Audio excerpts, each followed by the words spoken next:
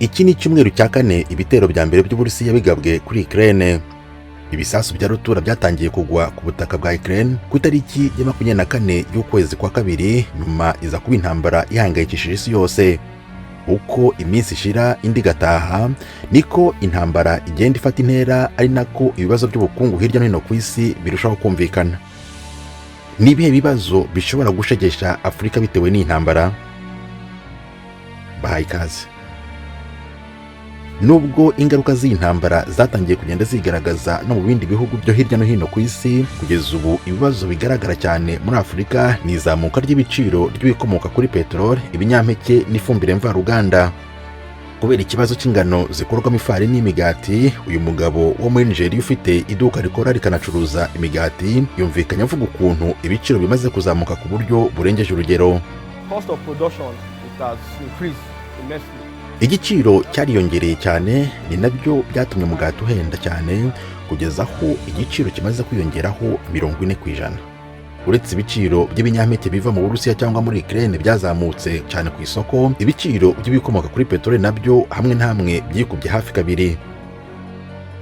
Kuri Adewale, uyu mugabo ukora imigati muri Nigeria, iyi ntambara ayigereranya n'igihuhusi cy'umuyaga ukomeye.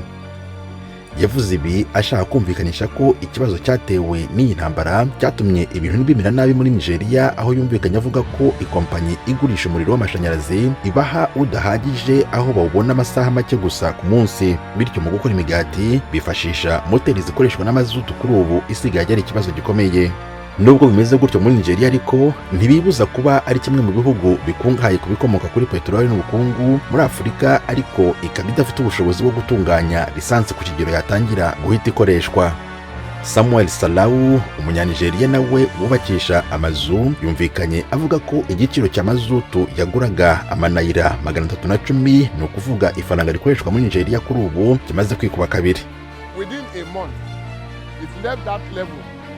Mu gihe cy'ukwezi igiciro kimaze kuzamuka kugera kuri 600 arenga, kandi inganda nyinshi zikoresha mazutu. Amakamyo atwara ibirya bivana mu karere k'amajyaruguru abijyana mu majyepfo akoresha mazutu, yewe na gari ya moshi nuko.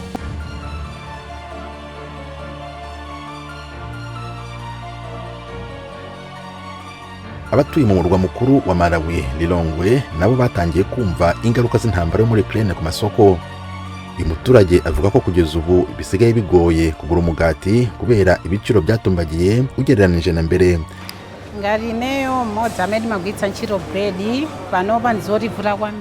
Ubu bisigaye bigoye cyane kugura umugati kubera ko ibiciro byatumbagiye ugereranije na mbere. Amafaranga twaguraga imigati 2 dusigaye tuyagura umwe gusa. Birahenze cyane. Uburusiya na Ukraine nibyo bihugu bya mbere byari bisanzwe byohereza ingano n'ibindi binyampeke ku mugabane wa Afurika, mu gihe Uburusiya bwo bwihariye isoko ry'ifumbire.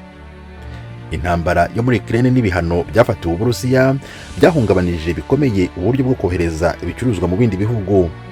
Muri Repubulika ya Demokarasi ya Kongo, mu mujyi wa Bukavu, uwitwa Paulin Bishakabaria ni impuguke mu by'ubukungu.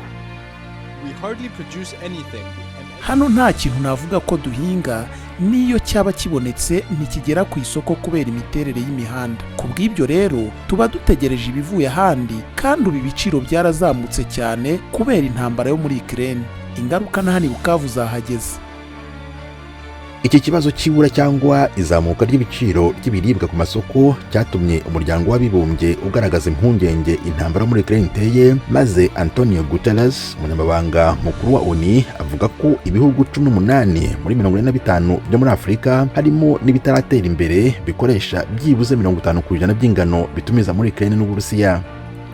Muri byo harimo Burkina Faso, Misiri, Repubulika ya Demokarasi ya Kongo, Libani, Libya, Somalia, Sudani na Yemen. Yumvikanisha ko iki kibazo kigomba gushakirwa umuti, Antonio Guterres yagize ati: tugomba gukora ibishoboka byose tukirinda icyorezo cy'inzara n'ibura ry'ibiribwa rishobora kuba ikibazo ku isi. None se amaherezo y'iyi ntambara ni ayahe? Idahagaze abantu babaho gute?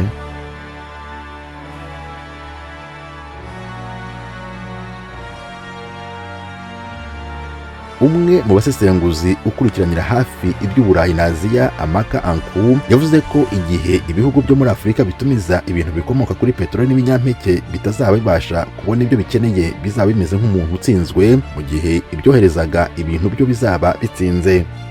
Undi nawe ukora ubusesenguzi mu kigo cyitwa Brookings Institution cya hano muri Amerika, Daniel Lesnick, yavuze ko ibihugu bifite gaze nyinshi nka Tanzania, Nigeria na Senegal birimo kongera ububiko bwayo bishobora kuzungukira ku isoko ry'Uburayi mu minsi iri imbere, Uburayi bukagabanya kwishingikiriza Uburusiya.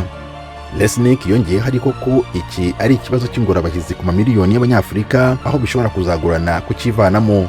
Tugarutse ku ngaruka iyi ntambara yo muri Ukraine yateye mu bijyanye n'ubukungu, aho ku isi hose ibiciro ku masoko byatangiye kwikuba hafi kabiri, umunyamakuru w'Ijwi ry'Amerika uri Kigali mu Rwanda Jean Baptiste Mico Myiza yavuganye na bamwe mu baturage batuye mu mujyi wa Kigali, nabo bamubwira ko ingaruka z'iyi ntambara zatangiye kubageraho. Usanga gaze wagura 15 igeze ku 18, ugasanga ni ikibazo gikomeye kubera ko gaze nyinshi turuka mu Burusiya. Ngiye mbona intambara yagahagaze ku kanjye ruhande kuko ibiciro byarazamutse cyane. Igicupa ry'ibiro 12 niba ryaravuye ku 16,500 kari ku 19, yemwe hamwe namwe rikaba turigurisha 20,000. Urumva ko ryaruriye cyane, amakara benshi bisubiriye ku makara. Biragoye kugira ngo umuntu abyakire. Murabona ifarine irazamutse cyane, baguraga umugati noneho aho waguraga 100 utangiye kugura 5. Turiya duto twaguraga 50 tubiri tugura 5. Urumva ko ibiciro byahindutse uburyo butangaje. Ikintu twibaza, mbese iriya ntambara nirangira ibyo biciro bizongera bisubira uko byari biri? Nicyo turi kwibaza. Ibiciro bigomba kuzamuka bitewe n'amavuta, guhera kuri essence, mazutu, peteroli, byose ibintu bikoreshwa cyane. Rero kuba bituruka muri bya bihugu, ni ngombwa ko Abanyafurika tugomba guhoraho n'ibibazo, tugahura na crise, tugahura n'ibintu byose kuzamuka. Ubu ngubu ku bintu by'ingano, icapati yaguraga inoti 100 ubu ni 150. Irindazi ryaguraga 100 naryo ni 150. Urumva rero ni ikibazo gikomeye gitezwa n'iyo ntambara. Niyo mpamvu dusaba nk'Abanyarwanda ko iyo ntambara twebwe turayisaba ko yahagarara, ko natwe tuyifiteho ingaruka.